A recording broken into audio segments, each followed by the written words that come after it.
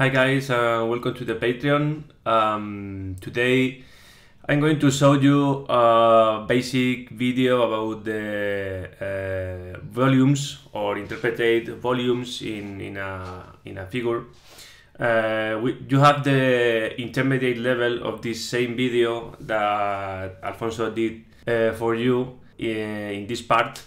And it's divided in two parts because it has more or less 1 hour of content, and this is the reason because I'm doing this one, because Alfonso it's unable to summarize or doing a video more compressed, and I have to do this one which is easier for you and shorter. So we are going to explain the basic shapes or geometrical shapes. I have drawn a cube here, and now I'm going to draw a sphere. As you see, it's useful the Photoshop tools, because I'm not very good at drawing circles, and also a cylinder and a cone, or a medium cone. I don't know the name in English, but it's the same, a cone that is incomplete in its upper part, or a full cone. Obviously you can use this information to interpret different shapes, like this rectangle or elongate cube or something like this, and of course more complex forms or shapes like an octahedron or anything you can imagine, because the basics or the fundamentals of the interpretation of light and volumes are the same for every shape. So we are going to start with the cube, because I think it's the easier one, and I'm going to place this yellow light because I want to show you the interpretation of volumes, like if the light is going from a zenithal plane or upper plane, like the sun or a lamp. And of course you can later experiment with different illuminations, but this is the easier one. So the first flat or plane, the first plane of the cube, that is this one, is going to be in yellow, which is the more intense light that receives from the source. And it's a 10, for example. If we were looking to this cube, we can see that the light travels, and this front plane that you are looking, if you are watching this video, is like if you are looking at this shape, this cube. If we are looking from there, from this turquoise arrow, this front plane has more interest for us than the lateral views. So this front plane has a light value of maybe at 7, and I'm going to paint it in orange because it's less luminous than yellow. But the lateral views has different values of light too, and you can think that why, if they are also in the same plane than the frontal view, and the reason is this because it's not in our frontal view. We are looking for a figure in 1, 2 or 3 different views, and in this case the lateral views are not interesting for us, and we paint it in a less luminous scheme, like a green with a 5. In the last video of Wargaming Workshop, where I painted the Infinity Invincible, I have played with the planes, giving them more or less luminosity, but I didn't do any gradient in the figure, and that's the reason, because it works very good, and it's the same reason that the cube have the different planes of light. We are going to this with the sphere now, this shadow is to understand that it's three-dimensional and is not a circle, or more or less a circle. And in this case, the light is from the upper side in the same way than with the cube, and we are looking from there, from the turquoise arrow.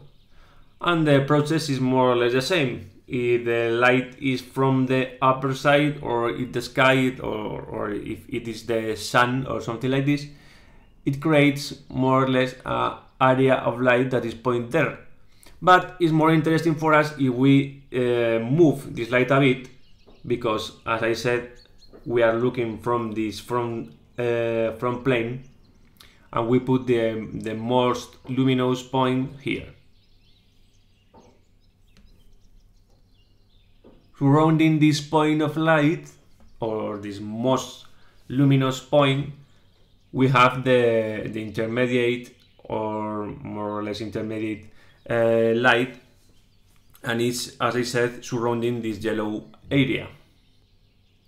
As you see, I'm more generous with the shape in the lower side, sorry, is more wide than in the upper side because of the shape itself of the sphere.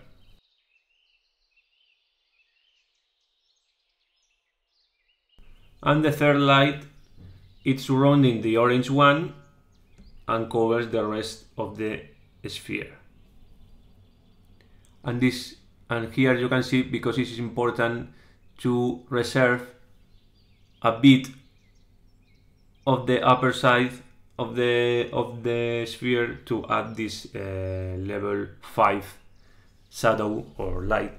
And depending on the level of the detail you can, or you want to add, or the material, because it's not the same if it is a wooden sphere or a metal sphere. You can add reflections in the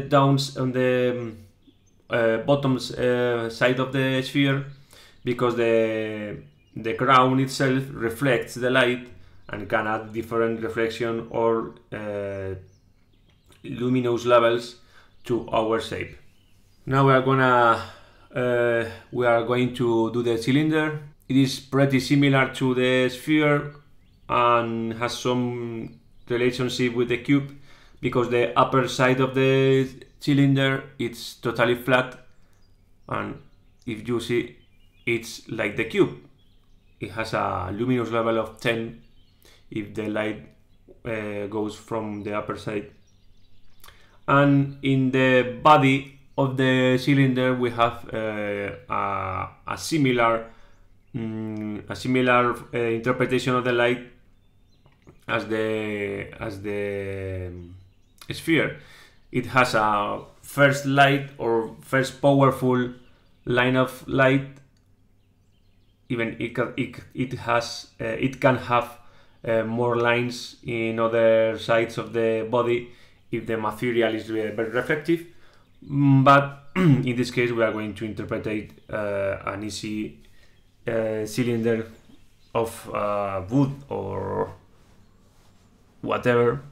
It has a second light and a third light surrounding the previous one. It is very easy to interpret it, and as you see, it's more or less like the sphere, but instead of doing circles, it has lines, so it's not very complex. And with the cone, or a cut cone, is the same that the cylinder and the cube. The only difference is that the upper side is yellow, is exactly the same, and the line that the line of powerful light that travels in the body, it's going wide, conforming the descent from the body, and even it can travel in the base, as I draw with the yellow. And then surrounding these lights we have the orange and green in different values of light. So it's very similar to the cylinder. And the hexahedron is it's a very complex piece, because it has several planes in different angles, and it is not easy to interpret, but in this first stage of interpretation of light, it's not as difficult as it seems, and it has the same process that the cube. A yellow plane and an orange plane, because they are in different areas of light. Covering the upper plane covers the bottom one, and then the lateral view, it's orange like the bottom plane, for example, and green is the last plane and lateral, which is more lower and in a side, so it has to be more darker. So this is a first approach to the interpretation of the different planes and luminosity, but every plane is not totally flat in their illumination. They have different shadows, different values of light, depending on where I'm looking, when we are looking to these different shapes. So this upper plane of the cube can have the same light in the nearest part of the plane that in the farthest part. For example, this farthest part is an 8 or an 8.5 point out of 10, and the nearest part is still a 10. And it's the same thing in the front plane. The front plane, if the light is going from the, or is coming, sorry, in the upper side, the lower part of the the upper part of the plane has to be more luminous than the lower part. So I'm painting it in a brown, and his value is, for example, a 6. And also the lateral view has the same problem. The more farthest part, which is the corner, the right corner, right and lower corner, has to be more darker than the left and upper corner, because in some way we are emitters of light when watching the objects, and our nearest part to the shape has to be more luminous than the farthest part, and also the upper part, which is near the source of light, has to be also more luminous than the part that is more farther. So as you see, this corner is darker,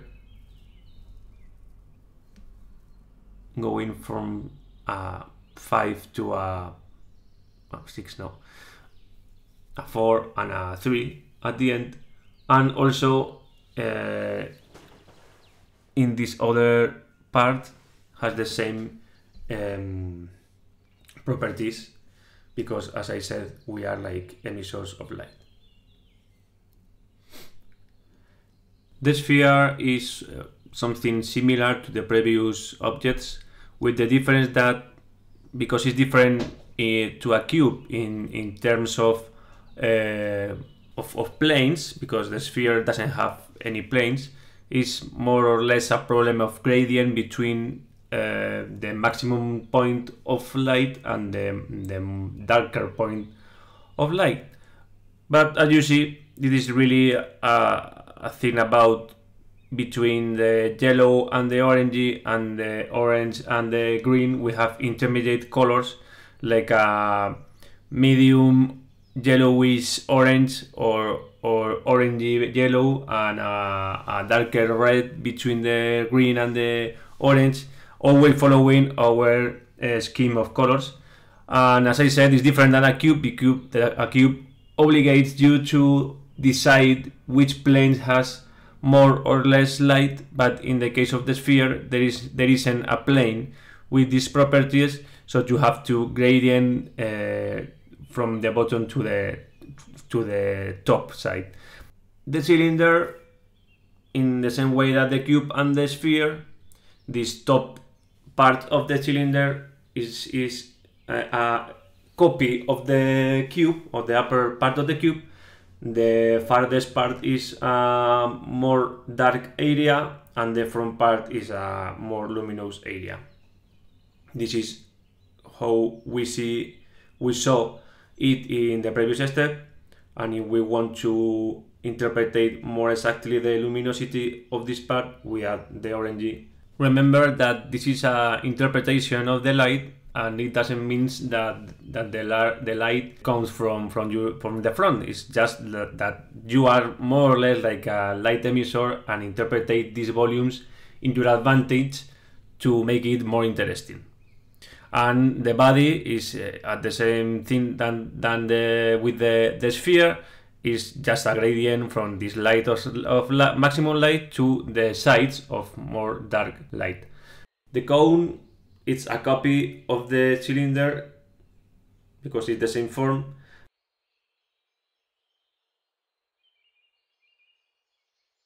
And the octahedron, that is a figure that I always draw in a bad way, as you see. Anyways, the octahedron has two main parts, the upper part and the lower part, and the upper part is projecting some darkness or shadow in the lower part because of its shape. That is like a double pyramid. So when we paint or we illuminate these volumes, we have to choose between two parts.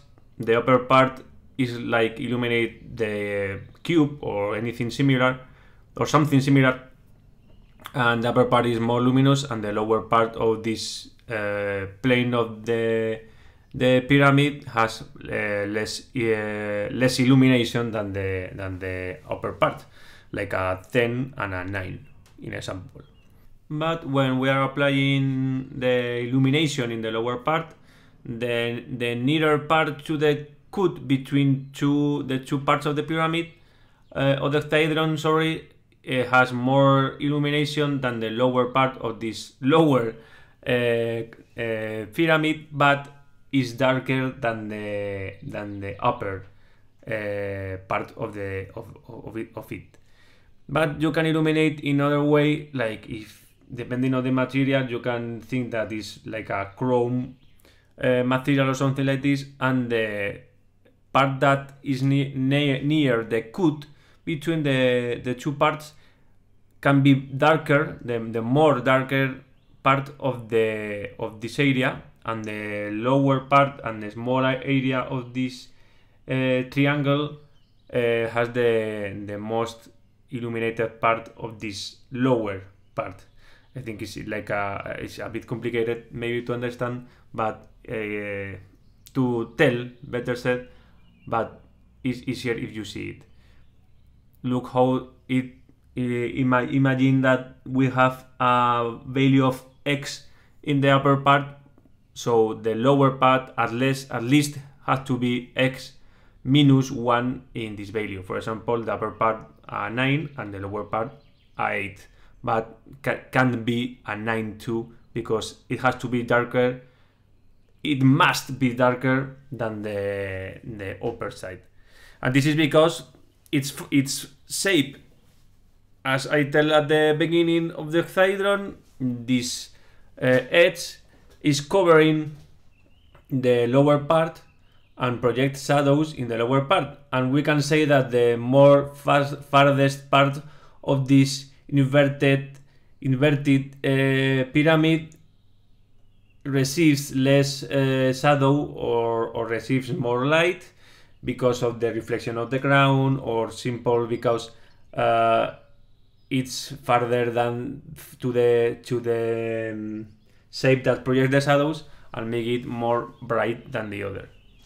And the side part of the octahedron is like a square, like we did in the cube, formed by several squares.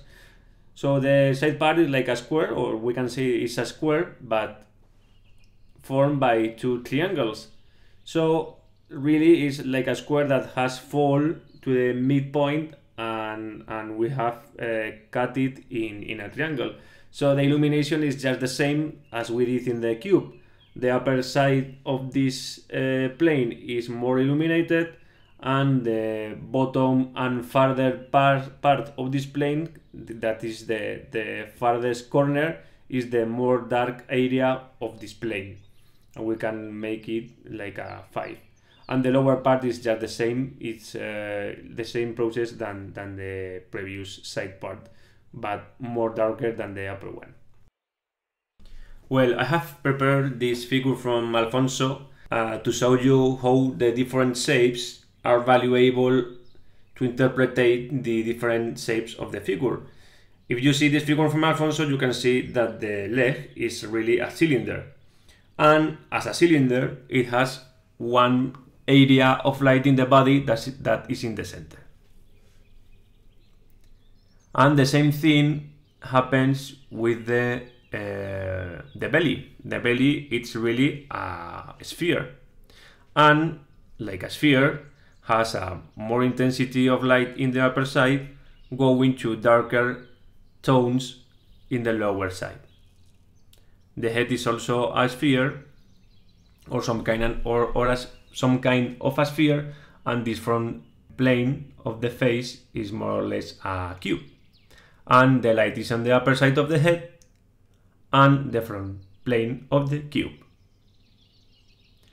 And you can watch and find a lot of shapes, like the arm that is another cylinder, or I don't know, mostly everything of this figure it's a shape. The chest is like a cube and has more light in the upper side of the shoulders, or that will be the shoulders, and the front plane of the chest that we are looking at. Really, the chest is not a cube, it's like a rounded cube, and that's the reason, because it has more light in the center and loses a bit of light in the sides. But this is because it's a mix of a cube and a cylinder, and has more or less the both properties. But it's understandable if you look at the figure that it has the shapes that we explained it during this video, and you can apply it to everything.